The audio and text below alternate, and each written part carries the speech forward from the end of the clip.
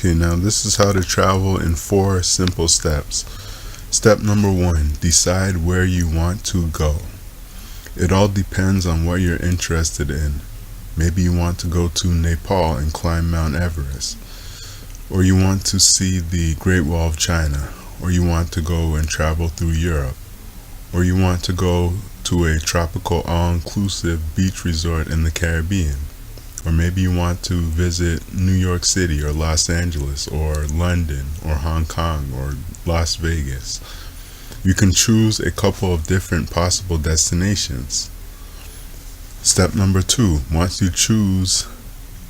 you narrow down a few different possible destinations, try to calculate how much each of these trips would cost. Factor in transportation costs, airfare, bus, train, car gas money, or whatever mode of transportation you will use to get there and back.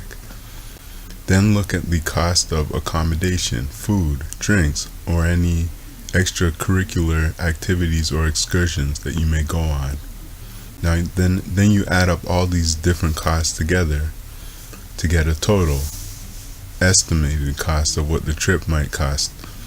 See if the cost of the trip is plausible according to how much money you can save. Knowing the potential costs versus how much you're willing or able to spend can help you to narrow down the list of potential destinations. Step number 3, once you've calculated a rough potential travel budget that you think you can afford, start saving money. Save more than you think you'd need for the trip. Because especially if you've never been to a place, you don't know exactly how much money you may end up spending. So it's always good to have a little bit of extra money just in case. Step number 4, when you have enough money saved up, then you can go and start making travel arrangements. You can start booking flights, hotels, and so on.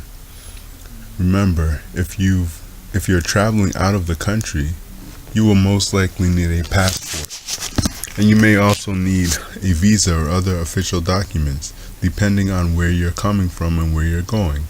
Because bureaucracy can move very slowly, you should apply for all these official documents several months before your trip. If you want to fly to a specific location, it is usually better to book the flight several months in advance.